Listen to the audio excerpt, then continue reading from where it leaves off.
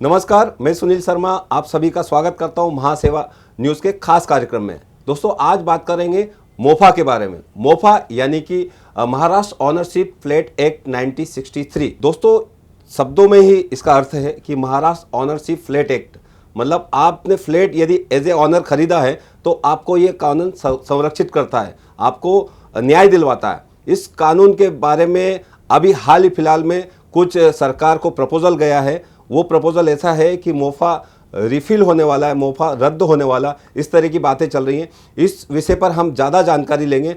हमारे स्टूडियो में हमने इनवाइट किया है हाउसिंग गुरु रमेश प्रभु जी को। रमेश प्रभु जी, आपका स्वागत है। क्या कहेंगे सर, 60 साल पुराना 63 से आज 2022 है, तो लगभग 60 साल में एक उम्र दराज हो गया कानून, इतना मजबूत कानून। और आज भी उसमें जो अमेंडमेंट हुए वो कहीं ना कहीं जो फ्लैट बायर्स है उनको संरक्षित करता है। और जो 60 साल पुराना होने के बाद भी आज भी कानून तरोताज़ा है। और जो गलत मंशा रखते हैं, जो डेवलपर्स हाउसिंग सोसाइटी के साथ और बायर्स के साथ धोखा करते हैं, उन लोगों के लिए ये जेल तक पहुंचा देता है। बराबर। तो ये कानून का जो सेक्शंस है, महत्वपूर्ण कानून का जो बिल्डरों को पहुंचाता है, इसके बारे में ज़रा बताइए। देखिए, महाराष्ट्र ओनरशिप फ्लैट एक्ट जो 1963 में जो लाया गया, उसका एक ही मकसद था कि ग्राहकों को संरक्षण देना। ये जो संरक्षण देते देते आज मुंबई में या महाराष्ट्र में जो गृह निर्माण संस्था है या जो खरीदार है, उनको पूरी तरह से संरक्षण था।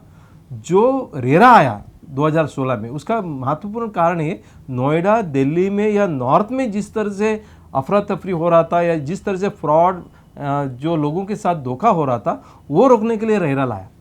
लेकिन रेरा और मोफा हम जब कंपेयर करते हैं, महत्वपूर्ण ये है रेरा में अभी भी क्रिमिनल ऑफेंस माना नहीं जाता है। रेरा में यदि आप कोई प्रोजेक्ट रजिस्टर करते हो या कोई गलती करते हो तो आपको रेरा के साथ ही कंप्लेन करना है। आज रेरा के साथ कंप्लेन करने के बाद रेरा सोचेगी उसके ऊपर कानूनी कार्रवाई, मतलब जो क्रिमिनल केस करना चाहिए कि नहीं करना चाहिए। इसके लिए बिल्डर लोगों को अभी ऐसा लग रहा है कि मोफा से रेरा बहुत अच्छा कायदा है जो उनको ज़्यादा से ज़्यादा सहूलत दे रही है। इसके लिए महाराष्ट्र गवर्नमेंट के साथ जो बिल्डर्स का जो लॉबी है, उन्होंने एक प्रस्ताव किया है कि रेरा को जब अस्तित्व में आया, मोफा के आप कैंसिल करिए, इसको रिपील करिए।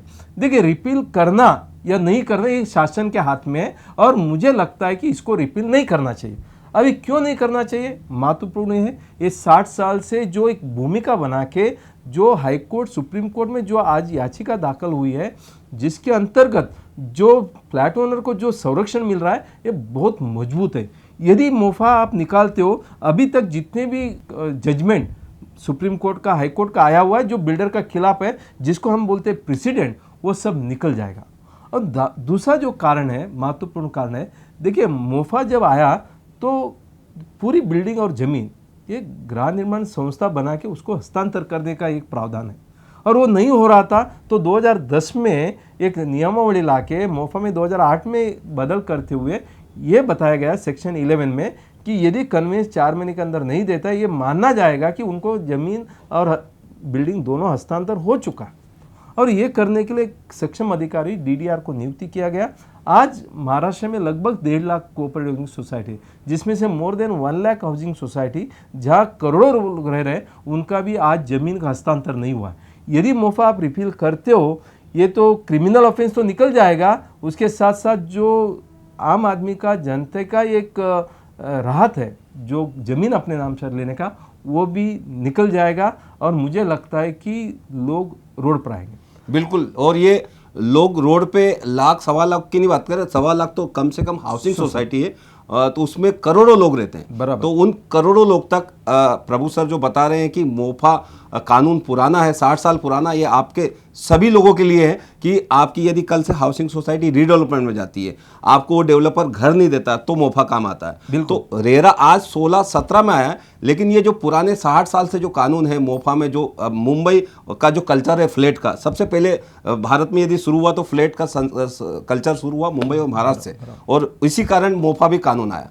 तो प्रभु सर, उन 1.25 लाख करोड़ों जो लोग रहते हैं, उनको किस तरह से जागरूक करेंगे? अब जैसे हम शुक्रवार को MNS मीडिया, महासेवा दोनों मिलकर अवेयर कर रहे हैं, कुछ एक्सपर्ट लोगों को लेके आएंगे उस वेबिनार में कि शुक्रवार को ठीक 4:30 बजे लोग अवेयर हों, जागरूक हो, इससे जुड़े। देखिए, रेरा नया कानून है। वो रेरा किसके लिए लागू है? नया बिल्डिंग के लिए लागू है। नया बिल्डिंग मतलब जो 2017 के बाद जो बिल्डिंग बना है, जो रजिस्टर हुआ है, उनके लिए रेरा लागू है। लेकिन 60 साल से 70 साल से जो बिल्डिंग बन गया है, उनको जो राहत मिलना चाहिए, उसके लिए तो मोफा होना ही चाहिए, क्योंकि उनका जो कामकाज है वो मोफा के अंतर्गत हुआ है। यदि आप मोफा रिपील करते हो तो डीडीआर को जो आदेश दिया गया या पावर दिया वो सब निकल जाएगा, सोसाइटी नहीं बनाएंगे, कन्वेंस नहीं होगा, रीडेवलपमेंट का जो प्रस्ताव है वो भी रेरा में नहीं आता है। ये सब जो है लोगों के साथ अन्याय होगा। इसके लिए as far as Maharashtra society welfare association, आप लोग को हम जागरूक करेंगे। हम शासन के पास ऑलरेडी हमने प्रस्ताव रखा है, तो उनको रिपील नहीं करना चाहिए। हमने हमारा पूरी भूमिका उनके सामने रखा है। और दूसरा, हम गवर्नमेंट के साथ जाएंगे, उनको प्रतिनिधित्व करेंगे, सीएम को, डिप्टी सीएम को, हाउसिंग मिनिस्टर को, आपका कोऑपरेटिव मिनिस्टर को, सबको मिलेंगे, आमदार खासदार सबसे हम विनती करेंगे ये कायदा रिपील होने से रोकिए। यदि रोकता नहीं है, हमें कुछ विचार न होते हुए हम प्रेस कॉन्फ्रेंस करेंगे, लोगों तक ये प्रचार करेंगे। करोड़ों हाउसिंग जो लाखों सोसाइटी जो है और करोड़ों लोग जहाँ रहते हैं, उनसे हम विनती करेंगे कि गवर्नमेंट को आप अपने तरफ से एक चिट्ठी के, फिर सोशल मीडिया में जाएंगे, हम न्यूज़पेपर में जाएंगे। उसके बाद यदि कुछ होता नहीं है तो हमें शायद जन मोर्चा, जन आंदोलन करना होगा। हो सकता है आज़ाद मैदान में जाना हो या जिधर भी हमें जाना है, हम इसको मोर्चे के तरफ से कन्वर्ट करेंगे।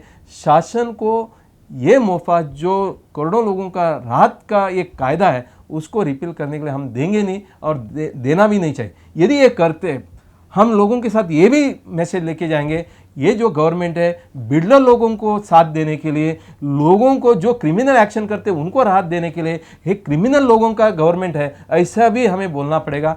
क्योंकि यदि उनको सपोर्ट देने का ये कायदा रिपील करते हैं तो मुझे लगता है कि बहुत सारा अन्याय ये आम जनता के साथ ये महाराष्ट्र गवर्नमेंट करने वाले हैं। तो मुझे लगता है कि यदि 60 साल में इतना गवर्नमेंट आ चुके हैं, इन्होंने कभी मोफा को रिपील नहीं किया, अभी रिपील करने को जा रहे हैं, मतलब ये कुछ षड्यंत्र गवर्नमेंट भी रचा रही है। इसमें हमें लग रहा है और सावधान होना जरूरी है कि मोफा को रिपील बिल्कुल होना नहीं चाहिए। बिल्कुल मोफा को रिफिल नहीं होना चाहिए। हमारा भी यही मकसद है कि जो लाखों, 1.25 लाख हाउसिंग सोसाइटी है, उनमें जो करोड़ों लोग रहते हैं वो जागृत हों और अपना हक, यदि आपको कल से रीडेवलपमेंट में जाना है तो मोफा ही कानून आपको संरक्षित करता है, आपको मजबूत करता है बिल्डर के अगेंस्ट। तो ये कुछ बिल्डर्स हैं कि वो बिल्डर लॉबी हैं जो कहीं ना कहीं गलत काम करते हैं तो फंस जाते हैं, तो जेल जाना पड़ता। इस तरह के जो कुछ अच्छे बिल्डर्स भी हैं जो अच्छा काम करते हैं, इस चीज़ को फेवर करते हैं कि मोफा रद्द नहीं होना चाहिए। ऐसे बिल्डरों का, ऐसे जो फ्लैट ऑनर्स है, हाउसिंग सोसाइटी, उन सभी का स्वागत है इस जन आंदोलन में। आप आए, साथ में जुड़े। हमारे नंबर पर, नीचे दिए गए नंबर पर आप संपर्क कर सकते हैं। मेरे नंबर पर व्हाट्सअप मैसेज कर सकते हैं। मेरा नंबर है 9920378133। हंगामा खड़ा करना मेरा मकसद नहीं। हमारी कोशिश है ये सूरत बदलनी चाहिए, हमारी कोशिश है ये सूरत बदलनी चाहिए। ये जो साजिश है ये बदलनी चाहिए। इसमें आप जुड़े, इस नंबर पर मैसेज करें, व्हाट्सअप मैसेज करें। एक ग्रुप है, वो ग्रुप में आपको जोड़ेंगे और ठीक शुक्रवार को 4:30 बजे महाचर्चा होगी इस विषय पर। आप जुड़े उससे। धन्यवाद प्रभु सर, नमस्कार। धन्यवाद।